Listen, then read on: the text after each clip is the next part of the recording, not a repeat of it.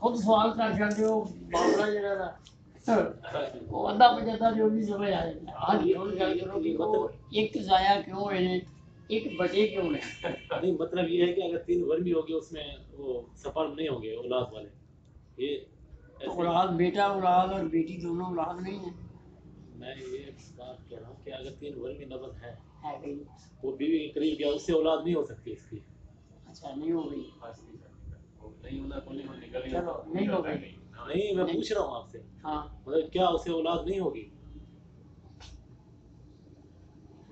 بس اتنی سی بات میں آنا میں جواب دے دوں. نہیں اس سے مسئلہ یہ جو میرا سوال تھا نا وہ رہ گیا. کرو نا کھول کے کرو. آپ جو پھنس گیا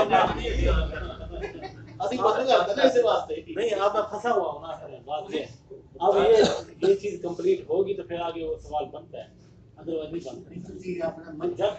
ہاں چلو میں بتا دیتا ہوں. چلو جی ہاں چلے ہم بتا میرا جو سمجھے میرا یہ ہے کہ 3 ورمی نبض ہے بگڑی ہوئی. اگر وہ مثال کے آپ کہتے ہیں کہ خشک گرم مزاج ہوگا تو بیٹا پیدا ہوگا. نہیں جی میں نے کہا مطلب یہ ہے کہ اس کے میں نے کہا نظریات غلط نہیں انہوں نے کہا نہیں تھا اس ویڈیو میں بھی.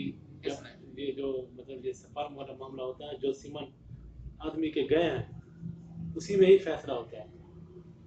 وہ تو اس بات چاہتے ہیں جو مزاج انسان کا اگر ٹھیک ہے وہ تو یہ تھی کہ جو سپرم بیچ میں ڈال چلا گیا اسی نے پرورش پانی ہے. آپ اس کو بدل نہیں سکتے دوائیاں بدل نہیں سکتے بالکل. مطلب وہ تو یہ بات ہوئی. اگر وہ ٹھیک حالت میں گیا ہے بالکل ہاں اس وہ کی چاہے بیٹا ہے یا بیٹی جو بھی ہے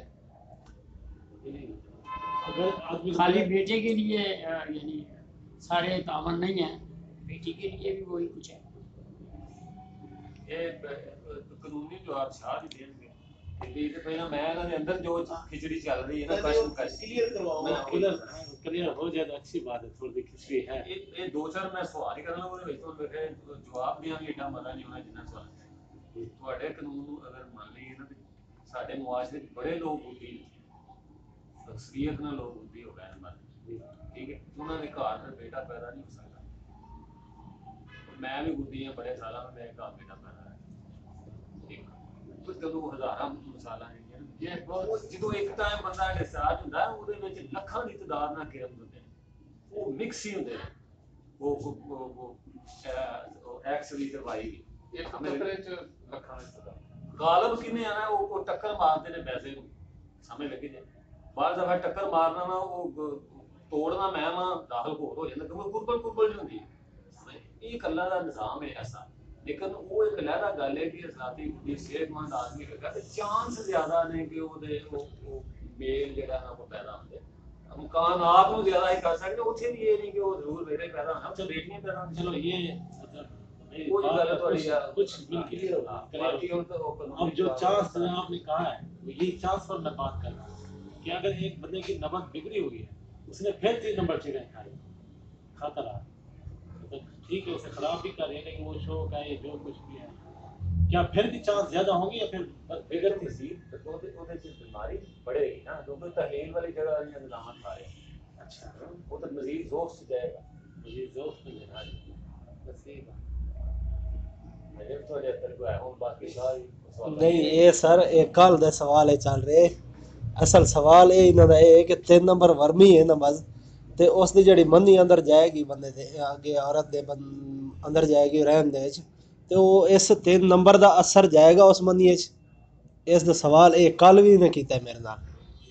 اس 3 نمبر ورمی دا اثر منی دے وچ بھی آ کے شامل ہو کے جائے گا. اثر تو کی مراد اثر تو مزاج ہے پورے بندے دا. 3 نمبر ورمی مزاج ہے بندے دا. اس مزاج دا بندہ اس دی منی بھی اسے مزاج چ آ گئی کیونکہ اس دے اپنے جسم وچوں نکل رہی ہے تے اگے جس ٹائم رحم مادر دے منتقل ہو رہی ہے تے وہی مزاج دی منی اس بندے دے مزاج دا اثر اگے ہوئے گا. چھڑکی ہوئے گا کہ وہی جڑی اولاد ہے 3 ورمی پیدا ہوئے نہیں اس مزاج دے وچ مزاج دا اثر اتنے ہوئے گا یا نہیں ہوئے گا یہ گل ہو رہی. پھر وہی گل ہے جی کہ ایک آدمی بیمار ہے نا جی جی وہ تے بیمار ہے جی لیکن وہ دے سیمن اگر بیمار نہیں اچھا یہ سمجھ آئی اچھا ਤੇ ਉਹ ਉਹਨੂੰ ਮਾਦਰ ਸ਼ਿਕਮ ਦੇ ਅੰਦਰ ਸਹੀ ਗਜ਼ਾ ਮਿਲੀ ਹੈ, ਸਭ ਕੁਝ ਮਿਲਿਆ ਹੈ ਜੀ। ਤੇ ਕੋਈ ਐਸਾ ਮਸਲਾ ਨਹੀਂ, ਬਲਕਿ ਮਾਦਾ ਮਨਵੀਆ ਦੇ ਅੰਦਰ ਜਿਹੜਾ ਸੀਮਨ ਅੰਦਰ ਗਿਆ ਹੈ, ਉਹਨੂੰ ਅਸਲ ਜਿਹੜੀ ਵਾਲਦਾ ਦੇ ਯੂਟਰਸ ਦੇ ਅੰਦਰ ਜੋ ਕੁਝ ਮਿਲਣਾ ਹੈ ਉਹਦਾ ਬਹੁਤਾ ਅਸਰ ਉਹਦੇ ਜੀ ਬਿਲਕੁਲ। ਉਹਦੀ ਤੇ ਬੀਜ ਦੀ ਸੀ ਇਹਦੇ ਨਾ, ਅੱਗੇ ਉਹਨੂੰ ਮਾਹੌਲ ਤੇ ਉਹ ਜ਼ਮੀਨ ਕਿਹੜੀ ਮਿਲਦੀ ਹੈ, ਉੱਥੇ ਨੂੰ ਗੁਜ਼ਾਰ ਕਿਹੜੀ ਮਿਲਦੀ ਹੈ, ਉਹਦਾ ਵੀ ਅਸਰ ਹੈ। ਬੀਜ ਬੜਾ ਹੀ ਚੰਗਾ ਹੈ ਜੀ ਔਰ ਅੱਗੋਂ ਜ਼ਮੀਨ ਚੰਗੀ ਨਹੀਂ ਜੀ। ਤੇ ਬੀਜ ਆਇਆ ਹੋਵੇ। ਹਾਂ ਬਿਲਕੁਲ ਸਹੀ ਸਹੀ। ਤੇ ਇਸ ਦੇ ਵਿੱਚ ਮਿਸਾਲ ਤੌਰ ਤੇ 3 ਨੰਬਰ ਬੰਦੇ ਦਾ ਮਿਜ਼ਾਜ ਹੈ ਵਰਮੀ ਵਿਗੜਿਆ ਹੈ, ਹਾਂਜੀ, ਤੇ ਉਸ ਦੀ ਮੰਨੀ ਦੇ ਵਿੱਚ ਇਹ ਅਸਰ ਹੋ ਵੀ ਸਕਦਾ ਤੇ ਨਹੀਂ ਵੀ ਹੋ ਸਕਦਾ। ਨਹੀਂ ਵੀ ਹੋ ਸਕਦਾ ਤੇ ਜੇ ਹੋਏਗਾ ਵੀ ਤੇ ਇੰਨਾ ਮਤਲਬ ਇਹ ਨਹੀਂ। ਉਸ ਹੱਦ ਤੱਕ ਨਹੀਂ ਹੋਗਾ ਜਿੱਥੋਂ ਤੱਕ ਤੁਸੀਂ ਸਮਝਦੇ। ਦੂਸਰੀ ਗੱਲ ਅੱਛਾ, ਹੈ, ਅੱਛਾ, ਅੱਛਾ, ਮੈਂ ਤੁਹਾਨੂੰ ਇੱਕ ਗੱਲ ਕਹੀਏ, ਤੁਸੀਂ ਮੇਰਾ ਸਬਕ ਹੀ ਤੁਹਾਡਾ ਇੱਕ ਹੀ ਵਰਮੀ ਲਜ਼ਤ ਹਬਸ ਕਬਸ ਸੋਦਸ਼ ਤੇ ਵਰਮ, ਠੀਕ ਹੈ ਜੀ ਜੀ ਹਾਂ, ਵਰਮੀ ਦੇ ਵੀ ਦਰਜੇ ਨੇ। ਇੱਕ ਵਰਮੀ ਦੀ ਗੱਲ ਮੈਂ ਪਰਸੋਂ ਇਹ ਗੱਲ ਦੱਸੀ ਹੈ ਕਿ ਇੱਕ ਆਦਮੀ ਕਦੇ ਉਹ ਜ਼ਲਾਤੀ ਗਜ਼ਾ ਖਾਂਦਾ ਹੈ, ਕਦੇ ਉਹ ਗੁੱਦੀ ਗਜ਼ਾ ਖਾਂਦਾ ਹੈ, ਇਹਦੀ ਗੁੱਦੀ ਜ਼ਲਾਤੀ ਜੀ ਉਹ ਜ਼ਲਾਤੀ ਗੁੱਦੀ ਜ਼ਲਾਤੀ ਗੁੱਦੀ ਉਹ ਦੋਨਾਂ ਨੂੰ ਤਹਿਰੀਕ ਦੇਈ ਜਾਂਦਾ ਹੈ। ਹਾਂਜੀ ਹਾਂਜੀ। ਨਹੀਂ ਸਮਝ ਆਈ? ਅਸਾਬ ਹੀ ਨਹੀਂ ਖਾ ਰਹੇ। ਅਸਾਬ ਵੀ ਨਹੀਂ ਖਾ ਰਿਹਾ। ਇਹਨੂੰ ਵੀ ਅਸੀਂ ਸਮਝਾਉਣ ਵਾਸਤੇ ਵਰਮੀ ਨਬਤ ਕਹਿ ਲਾਂਗੇ, ਜੀ ਠੀਕ ਹੈ। ਜੀ ਜੀ ਲੇਕਿਨ ਉਹਦੇ ਅੰਦਰ ਯਾਨੀ ਉਹ ਗਦੂਦ ਨੂੰ ਵੀ ਤਾਕਤ ਦੇ ਰਿਹਾ ਹੈ, ਜੀ, ਠੀਕ ਹੈ, ਉਜ਼ਲਾਤ ਨੂੰ ਵੀ ਤਾਕਤ ਔਰ ਦੇ ਉਜ਼ਲਾਤ ਨੂੰ ਵੀ ਤਾਕਤ ਦੇ ਰਿਹਾ ਹੈ, ਰਿਹਾ, ਅਸਾਬ ਨੂੰ ਕਮਜ਼ੋਰ ਅਸਾਬ ਨੂੰ ਕਰ ਨਹੀਂ ਦੇ ਰਿਹਾ। ਜੀ। ਉਹ ਇੱਕ ਐਡਾ ਲੰਮਾ ਚੌੜਾ ਮਰਦ ਨਹੀਂ ਹੈ। ਆਮ ਸਾਡੇ ਕੋਲ ਇਹ ਹੀ ਮਰੀਜ਼ ਆਉਂਦੇ ਨੇ ਹਾਂਜੀ ਹਾਂਜੀ। ਜੀ, ਅਕਸਰੀਅਤ ਵੀ ਦਿਨ ਦਵਾਈ ਖਵਾਈਏ, ਅਕਸਰੀਅਤ। ਗਜ਼ਾਵਾਂ ਬੰਦ ਕੀਤੀਆਂ, ਠੀਕ ਹੋ ਗਏ ਤੇ ਧੁੱਪਾਂ ਪੂਰੀਆਂ ਹੋ ਗਈਆਂ ਜੀ। ਜੀ ਜੀ सही। मुश्किल है। मादा मंदिया जिसमें इंसान के अंदर तंदुरुस्ती की हालत के अंदर उसके अंदर खुश्की ज़्यादा है कि वो सेहतमंद है। सही। औरत के यूट्रस के अंदर अगर गर्मी यानी बुद्धि जलाती माहौल ज़्यादा है तो सेहतमंद है जी।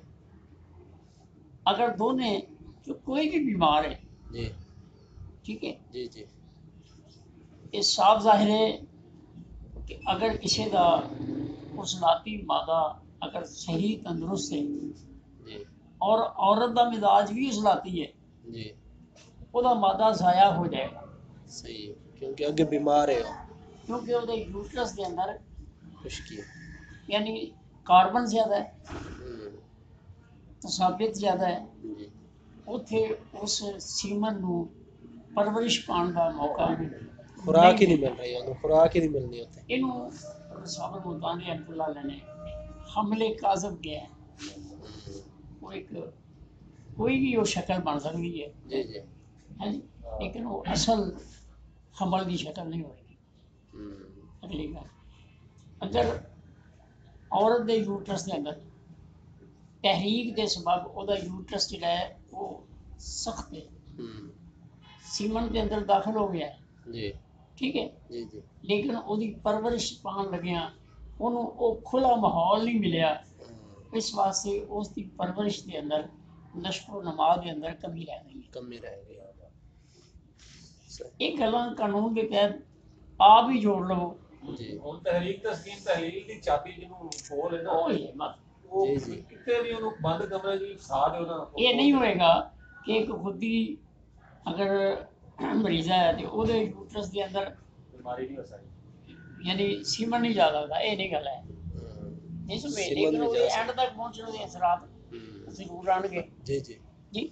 जी ਇਸੇ ਤਰ੍ਹਾਂ ਅਗਰ ਇੱਕ ਆਦਮੀ ਉਜ਼ਲਾਤੀ ਸਾਬੀ ਹੈ, ਉਹਦੇ ਹੁਣ ਖੁਸ਼ੀਆਂ ਦੇ ਅੰਦਰ ਤਸਕੀਨ ਦੇ ਸਬਬ ਉੱਥੇ ਖਮੀਰ ਹੈ ਤਸਾਬੀਆਂ ਦੇ, ਜਦੋਂ ਉਹਦੀ ਮਣੀ ਉੱਥੋਂ ਜਾਗ ਲੈਣ ਵਾਸਤੇ ਜਾਏਗੀ ਕਿ ਜਾਗ ਜਿਹੜਾ ਹੈ ਉਹ ਗਲਤ ਹੋਏਗਾ, ਉਹਦੇ ਉਹ ਸੀਮਨ ਜਿਹੜੇ ਉਹਦੇ ਵਿੱਚ ਨੇ ਉਹ ਸਾਇਆ ਹੋ ਜਾਣਗੇ ਜਾਂ ਬਿਲਕੁਲ ਹੀ ਕਮਜ਼ੋਰ ਹੋ ਜਾਣਗੇ।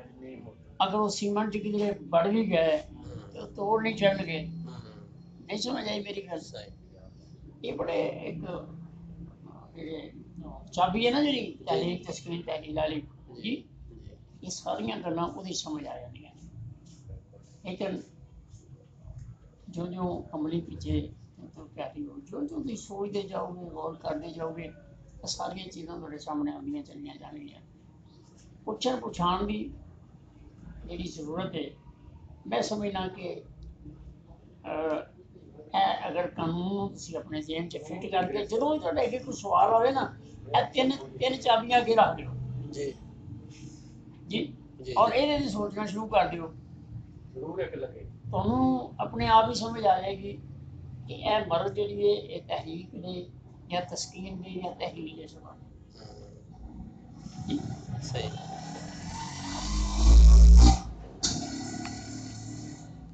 दूसरी गल है फिर मैं बात मुकदी मुकाना कि तुहाडे कोल एक मरीज आ गया है ਉਹਦੀ ਜਿਹੜੀ ਵੀ ਮਰਦ ਹੈ ਤੁਸੀਂ ਉਹਨੂੰ ਦੂਰ ਕਰੋ ਤਹਿਰੀਕ ਤਸਕੀਨ ਔਰ ਤਹਿਲੀਲ ਸਮਝ ਕੇ ਸਹੀ ਖਾਸ ਸੀਮਨ ਨੂੰ ਪੈਦਾ ਕਰਨ ਵਾਲੀ ਉਹ ਆਪੇ ਹੀ ਸਹੀ ਹੋ ਜਾਣਾ ਸੀਮਨ ਨੂੰ ਇੰਜ ਕਰਨ ਵਾਲੀ ਟੇੜਿਆ ਕਰਨ ਵਾਲੀ ਸਿੱਧਿਆ ਕਰਨ ਵਾਲੀ ਇਹ ਤੁਹਾਡੀ ਜ਼ਿੰਮੇਵਾਰੀ ਹੈ हाँ? नहीं गल समझे जी समझ गया जिस मरज के अंदर मुबतला है सादका बाद मेरे को सवाल होया कि मैनू अकबर अली अकबर ओदा नाम है उन्हें कहा जी एक आदमी के सीमन नहीं की इलाज करिए मैं उस स्टेज ते जवाब दिता मैं कहा जी अगर उस नौजवान की नबज उस राती होती है तो उन्हें दवाई ना दें जी कैसे लुटेगा वो तेरे जायज़ नहीं सही है कि जे वो बीमार है भावें वो असाबी है उन्हें जलाती कर दे ये होती है कि वो जिसम के अंदरों जी चीज़ बड़ी हुई है उन्होंने कढ़ के एक गाल च लिया तेरा यह जिम्मा बनता है कि एक तू करना है इस तो इलावा तू कुछ नहीं करना नहीं समझ आई सही समझ आ गई है ਉਹਦੇ ਵਿੱਚ ਸੀਮਨ ਹੋਣ ਉਹਦੇ ਵਿੱਚ ਮੁਜ਼ੱਕਰ ਹੋਣ ਉਹਦੇ ਵਿੱਚ ਮੁਅੰਨਸ ਹੋਣ ਉਹਦੇ ਵਿੱਚ ਕਾਰਬਨ ਹੈ ਉਹਦੇ ਵਿੱਚ ਆਕਸੀਜਨ ਹੈ ਉਹਦੇ ਵਿੱਚ ਰਤੂਬਤ ਹੈ ਉਹਦੇ ਵਿੱਚ ਹਰਾਰਤ ਹੈ ਉਹਦੇ ਵਿੱਚ ਹਰਕਤ ਹੈ ਉਹਦੇ ਵਿੱਚ ਕੁਵਤ ਹੈ ਸਾਰਾ ਸਿਸਟਮ ਆਪਣੇ ਆਪ ਹੀ ਠੀਕ ਹੋ ਜਾਏਗਾ ठीक ਤੁਹਾਨੂੰ ਟੈਨਸ਼ਨ ਲੈਣ ਦੀ ਲੋੜ जी ये तीन चीजों दे असि कार बन रही है तीन चीजों दे कार बन रही है तहरीक तस्कीन तहरील इस खाके के इर्द गिर्द ही घूम रहा है जब बेचारियां मर देंगे क्या मानो कि जी सीमन पैदा करने वाली कोई दवाई नहीं सीमन ਨੂੰ ਜ਼ਾਇਆ ਕਰਨ ਵਾਲਾ ਜਿਹੜਾ ਸਬਬ ਹੈ ਉਹ ਦੂਰ ਕਰ ਦੇ जी सीमन ਨੂੰ जाया करने वाला सबब दूर कर दे ठीक है वो तजाबियत भी हो सकती है वो गर्मी भी हो सकती है कि वो रतूबत भी हो सकती है कल मुंबई जवाब आ गया कि नहीं आया जी आ गया हैं ਕੱਪੜੇ ਬਣਾਉਣ ਦਾ ਫਾਇਦਾ ਹੋਇਆ ਫਿਰ ਕਿ ਨਹੀਂ जी